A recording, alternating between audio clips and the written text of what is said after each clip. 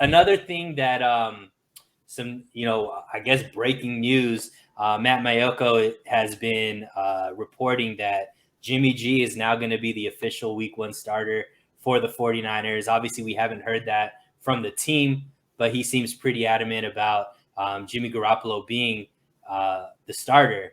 Obviously, the whole debate over the last, the whole offseason has been, Trey or Jimmy. The 49ers gave up a lot of draft capital to get Trey.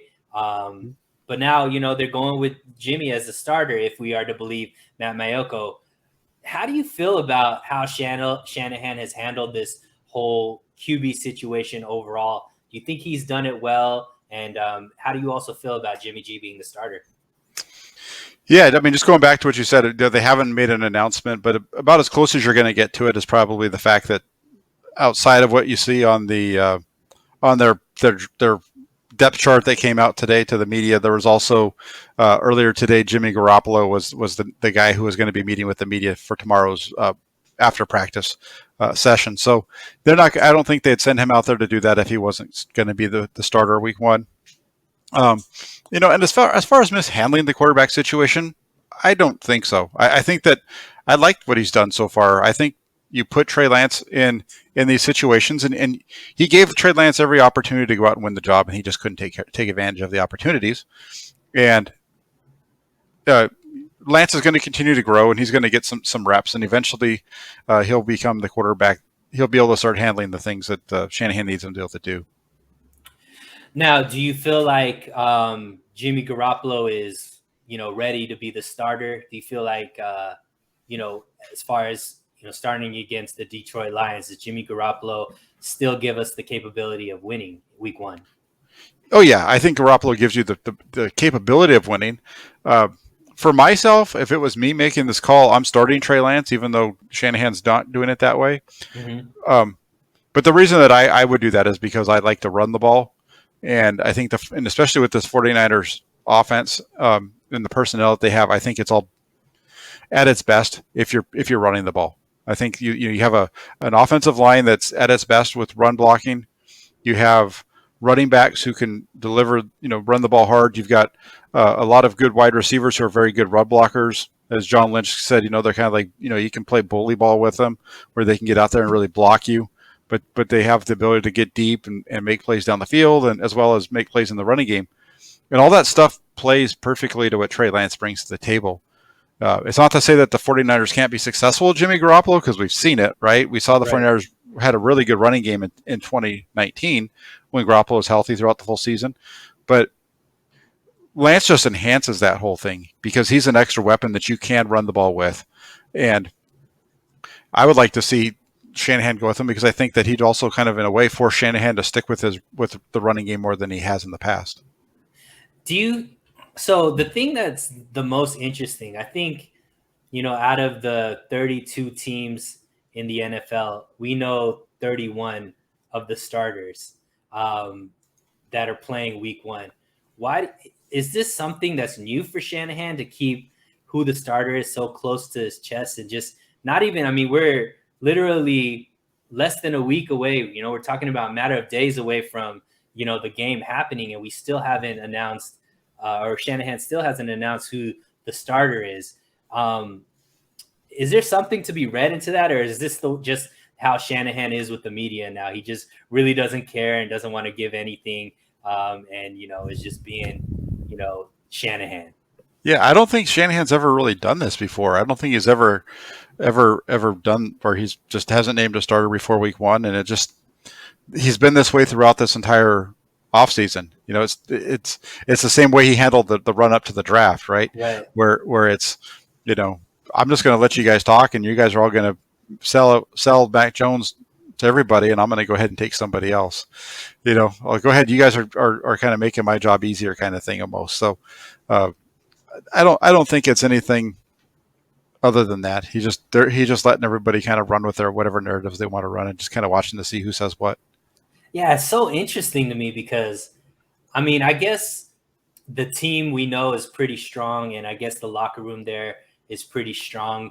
I'm sure they know what's going on, But it's just weird how, Shanahan really hasn't talked about it in a way, or at least like been decisive about it, just because it's such a big like controversy, and to just let it kind of spew and let the media run with it. It's just an interesting thing to me overall. I really think that if it is Jimmy, why not say it's Jimmy? If it is Trey, why not say it's Trey? Why are we doing this whole both are going to play kind of situation? It just doesn't make sense. I haven't seen it. It's not what he did back in Washington when he had RG3 and Kirk Cousins. You know what I mean? Like, Mhm. it's just a interesting to me, and I really don't know what the angle is as far as Shanahan. I personally think that he's mishandled it just because there's so much confusion. So I don't know if he's trying to use that as like, so the rest of the league doesn't know what's going to happen. But in week one, we're going to see somebody play. So why not just announce it right now? I don't know. It just seems like, Well, let me ask you this: what is the confusion? well, I mean, just in the sense that I know you've said Trey Lance has gotten every opportunity to win the starting position. I don't Mhm. see it that way, just because Okay. I haven't seen him play with the ones in a long enough time to be able to really show what he's capable of with them. So to me, if it's only with the twos, that's not really giving him the opportunity to win the job, because he's not being able to really like perform or given the same opportunities that Jimmy Garoppolo has. So in my mind, it's always been Jimmy Garoppolo based off of how Shanahan is dividing up the play in training camp, right? Okay. So the confusion to me is, why not just announce it? Why even give the hope that Trey is going to beat out Jimmy when that doesn't benefit Jimmy? That doesn't benefit, I guess the team, in the sense that nobody really knows who's going to be throwing them the ball. Sure. I think the whole thing's kind of gone through phases. I think because if you go back right after the draft, there was the Trey's not going to play, and then it became, well, it's up to Trey. Shortly after OTAs, if he play, I'm giving whoever the best quarterback is going to play, and that's kind of played out through. In week one, I think they went into week two against the Chargers really wanting him to take the job. I think Mm-hmm. that's partly why they decided that they were going to go Garoppolo and then put Lance out there for two series, because they were hoping to get a couple of series with the ones, and then and so on. Uh, but I think he just disappointed in that the Los Angeles game was a tough one for him. I think that was kind of the end of it, because if you go back and you look at the first game, he had a series with the ones. He missed. He didn't get a first down on the first. He had just as many reps with the ones as Garoppolo did. Put it that way, Uh-huh. right? And he wasn't able to put up the results that Garoppolo put up. Garoppolo got a first down, so that's why he got whatever it was, 8 snaps in the first game. With the starters, whereas as Lance, he went 3 and out, so that's why he only got three. And part of the reason it was 3 and out was he misses the read on the first play of the game, of his first play of the game, and then he gets the incompletion when he scrambles.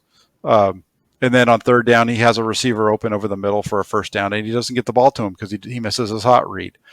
Uh, so there's things like that. That's why I say I think he was given an opportunity. He just didn't. He didn't step up and take it. You know. Yeah, but I guess I look at what are the receivers he's been working with the most, and obviously I think Sherfield is probably Mm-hmm. somebody that he's been working with the twos the most, and you see the connection that they have as far as just the kind of magic that they could put together, and it's just like I just feel I mean, and I could be, I mean, obviously you're there and you're watching it, but I just feel like he hasn't gotten the reps with Ayuk, with Debo, with Kittle to be able to be on the same page. But he has been getting reps with a guy like Sherfield, and you see what they've been able to do. So to me, that's why I'm like, it doesn't make sense to me why even tease like Trey Lance had an opportunity, because I just feel like if he had all the first reps with the team, we'd be seeing a much different quarterback instead of somebody who's been working with the twos all training camp and just gets thrown in and then just expected to, oh, the chemistry's going to be there, or he's going to be as sharp as he is when he's playing with the twos. Yeah, but he spent a lot of time. They rotated those guys out. So especially in the first few weeks of camp, he spent a lot of time throwing the ball to Ayuk and Debo and Kittle and things like that. That was one of the things that we were talking quite a bit about early on in camp, was because everybody wanted us. I don't know if you remember, but people kept saying, Lance he's not getting reps with the starters. He's not getting reps with the starters. And I don't know if you remember, Grant and myself were both saying he is getting reps with the starters. He's playing with Ayuk, he's playing with Debo, he's playing with Kittle, he's playing with the ones, because those Mm-hmm. guys would rotate even if you had it was, yes, he had the second string backup off, the second string offensive line in front of him, but he was taking reps with those guys, and he had a number of deep shots to, there was a conversation I had during training camp on Grant's channel. We talked about it. And, it was me and Jose and Grant, and I think the question was something like, who's going to benefit the most from having Trey Lance? And I had mentioned uh, Brandon Ayuk, because you could see Brandon Ayuk performing well during camp with Trey Lance throwing him the ball because they were getting down the Mm-hmm. field, and the same thing with Debo as well. So those he had opportunities to work with those guys. Just I think he probably had as much during the practices as Garoppolo did for the most part. Um, So you think this is legitimate Jimmy beat out Trey? I don't I don't know if I'm not going to say that Jimmy beat out Trey as much as Trey just didn't take the job like he needed to. They were very similar guys, and that's why I said, if it was me, I'm going with Lance, because they were close enough that I can manage the mistakes that are happening in the passing game, and the positives that I'm going to get out of in the running game are going to make up for it. So if you're reading Shanahan's mind, why make this move? Like, you've shown for over the last 3 years that Mm-hmm. Jimmy Garoppolo is not somebody that you trust in the Uh-huh. sense of, the moves that you've been making all offseason.